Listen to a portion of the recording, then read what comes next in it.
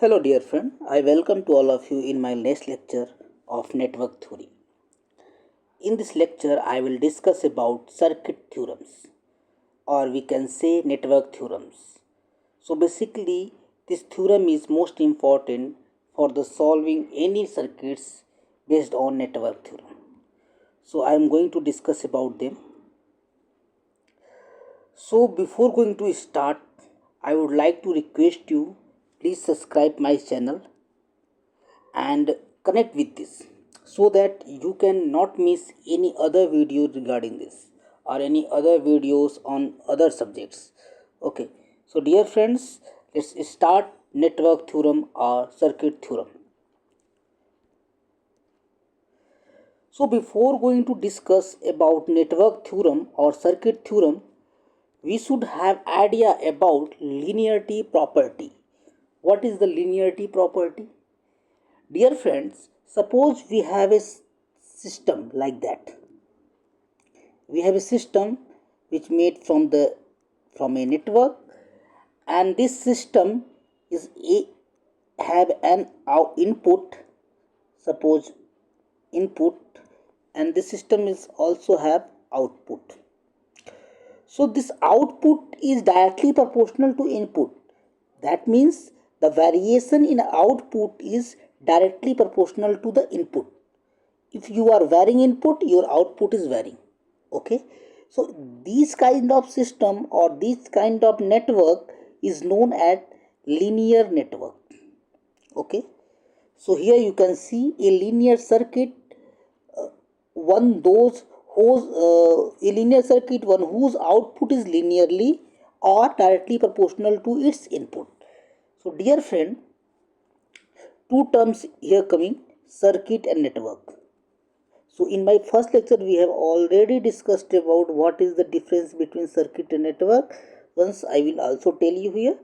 Network means what? Connection of components. Suppose we have a resistor, we have a voltage source and current source, whatever we have, they are connected like this or any other fashion. That is called network. Network may be open loop, may be closed loop. Both are network. But the network which is closed looped, and there will be must a current inside that closed loop. That kind of network is known as circuit. Okay, so if I am talking about circuit, that means I am talking about network. Either I am talking about network, I am also talking about circuit. So circuit is also a network, only have closed loop and there should be current. Okay, so don't confuse word into circuit and network. So what is the linearity? Means output is varying directly proportional to the current. If you are varying input, output is varying accordingly. This is called linearity property. That's it. Why I am talking about linearity property? Because this property is most important in the network theorem. Okay, because network theorem only applicable on linear network. Okay, now go to the next slide.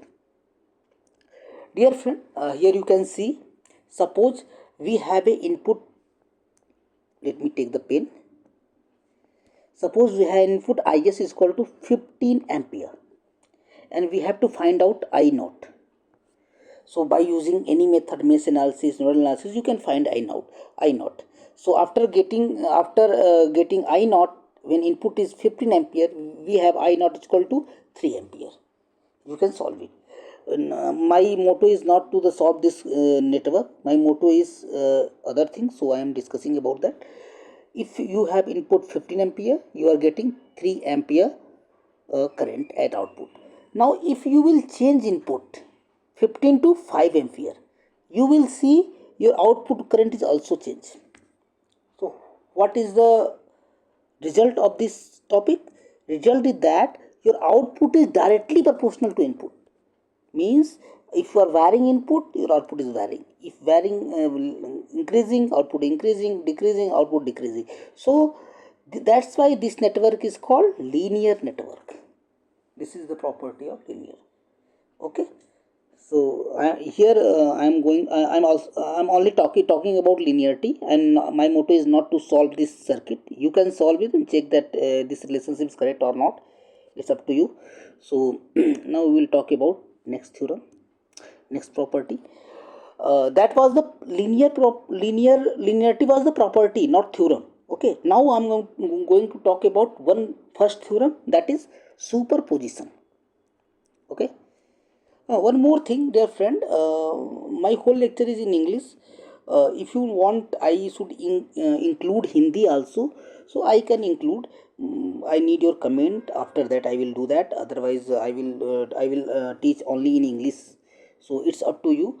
I will follow your comments. Okay. So let's see. So what is the superposition theorem? First is superposition. What is superposition? Dear friend, superposition theorem is only applicable in linear network. We have to must check it. Superposition is only applicable in linear network. Okay. It is not applicable in non-linear. Okay, one more thing I should know. If I am talking about linear, so which one is non-linear? If register, earlier we have seen resistor, capacitor, inductor is linear network. So what about non-linear? Which one is non-linear? Dear friend, if we are talking about non-linear, that means the semiconductor devices, basically diode, transistor, MOSFET, these are is a non-linear network. So if a circuit consists diode, BJT, MOSFET, thus in that circuit superposition theorem is not applicable because that is non-linear circuit. So superposition is only applicable in linear network, in which resistor, capacitor, inductor will be available. Resistor, capacitor, inductor, along with that voltage source and current source. Voltage source, current source may be dependent, may be independent. It doesn't matter. Okay. So only on linear network superposition theorem is applicable. Dear friends, you can see the definition of that superposition theorem. The superposition principle states that voltage across, suppose we have a network, we have a this RL. In network, one voltage source is has been applied, and one current source is also applied. So we have to find out current in that RL. So what you can do? First, short circuit voltage and keep this current source as it is and find out current I1. What current you will found after the simplification, no issue. After that, just open this current source and keep this voltage as it is and find out current I2 and add them. If direction is same, add them. If direction different, then subtract them. And what you will get, that is your final current. That is called superposition theorem. Means we have to apply only one source and rest source should be in ideal case. Suppose what is ideal case means, if current source is open circuit and voltage source will be short circuit. Okay. So this is the definition actually. Okay. Not only current, you can also measure voltage across RL with the same method. Okay. So that's why the superposition theorem states that voltage across or current through, that is what I'm talking about, an element in linear circuit is algebraic sum of voltage across or current that element due to each independent source acting alone. And only you have do independent source. We have to change only independent source. Suppose if there is a dependent source, keep it as it is. Don't touch it. Okay. Because this voltage or current independent sources is varying with the any other independent source. So we have not to change it. Okay. So what does the mean of that? Only we have to keep only one source and rest sources should be in their normal cases, like current source will be open and voltage source will be short circuit, and find out current or voltage across that using one by one sources and add them algebraically. Means what? If direction is same, then add them. If direction is different, subtract them.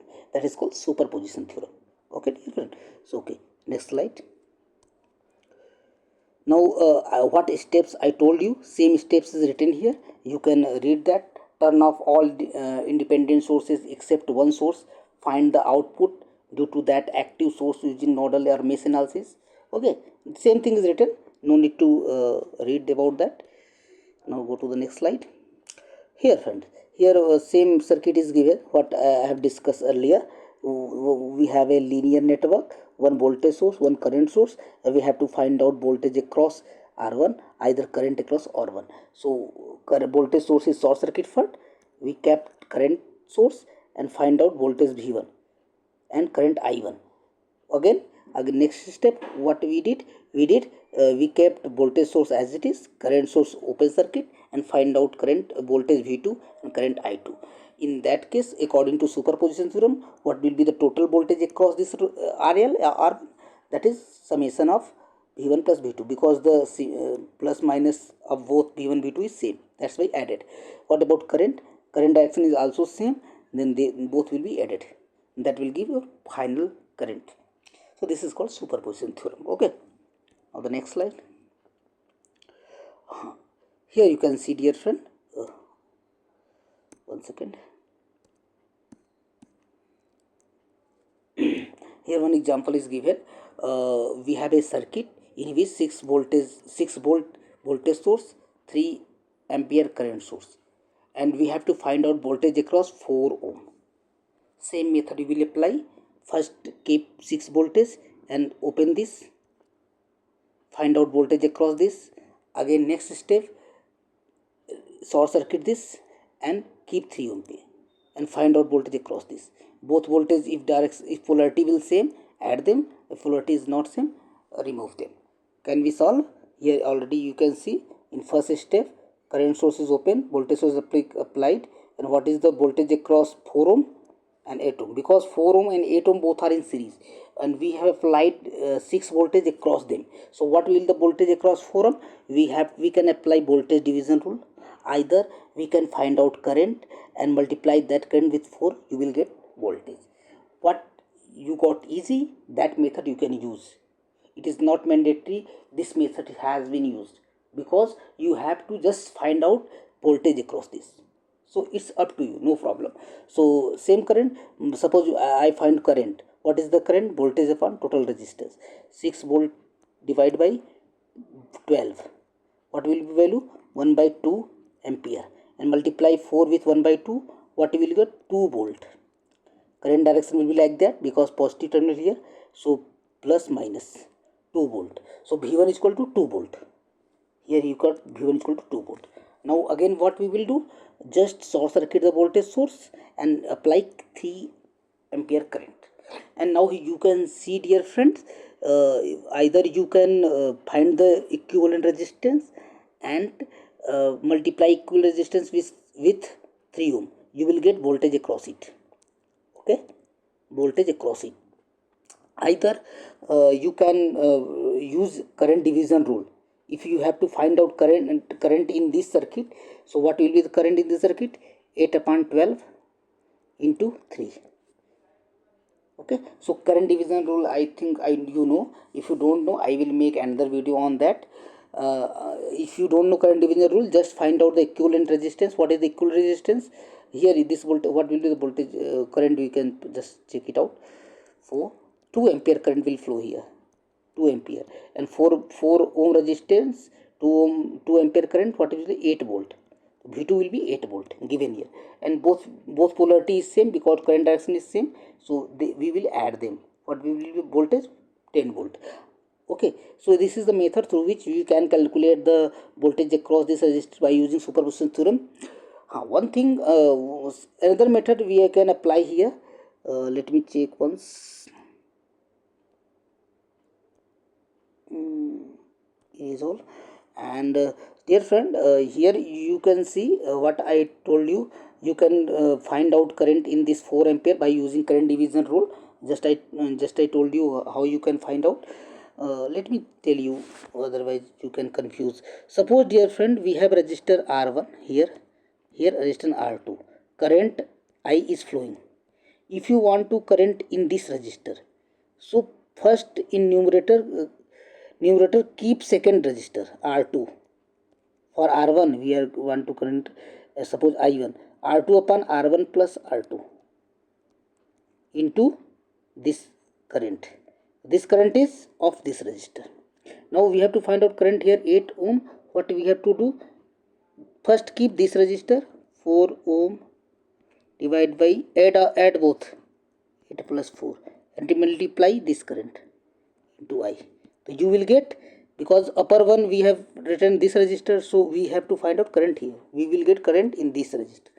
So this is called current division rule. So in same that method I have used earlier. So this is called current. One more method you can use. One more method, like find out equivalent resistance of them and multiply this resistor with current. You will get voltage across it. What is the equivalent resistance? Both are in parallel, dear friend. So 8 into 4 divided by 12. This is the equivalent resistance. 8 upon 3. This is the 8 upon 3. And this is the equivalent resistance. If current will multiply here, you will get voltage. So 8 upon 3 into 3. 3 will be cancelled out. 8 volt. Here V2 is 8 volt. So both method you can use. What method you got easier, that method you can use and find out the V1, V2, V3, whatever. How, if you have more than two sources, you have to also find out V3 and add them algebraically. Okay, so this is called superposition method. Okay, dear friends, now one more. This is, if this is not theorem actually. Superposition was theorem, but here one more thing we need to understand before going to on the next theorem. What is the things? Source transformation. Without knowing the source transformation, you cannot simplify any complex circuit. Okay, what does mean of source transformation? Dear friend, as we know, there are two types of source: voltage source and current source. So suppose we have a voltage source, so we can transform voltage source into current source, and in the reverse order we can also transform current source into voltage source. That is called source transformation. So what is the method for that? So suppose we have a voltage source Vs and there is a resistor in series, like that, like this circuit. So we can transform into current source. How you will can transform? How we can transform? First, find out the current in this circuit. What is the current? Voltage upon resistance, Vs by R1. That is your Is, and keep Is like that. And your resistor will be parallel with Is. So both circuits are similar. Either we have Is and R1, find out Vs, multiply Is with R1 and keep this resistor in series with Vs. And there will be no change in the circuit, no current, no voltage will be affected on output if you will do like that. This is called source transformation. You should know. And I think this video is enough till this topic. In next topic we'll discuss next theorem. So I hope you got a very interesting topic, and my teaching style is also good. Otherwise, if you have any issue, if you are getting any difficulties to understand my lecture, you can comment me. I will definitely reply your comment. One more thing, if you want in Hindi, I can also speak Hindi well, no issue. So whatever you want, you can comment me please. And my one more request from all of you, please subscribe my this channel, because I need your support. Without your support I cannot grow. If I will grow, I will give lots of the video and content on this channel. Definitely I will give. So thank you so much, and see you soon.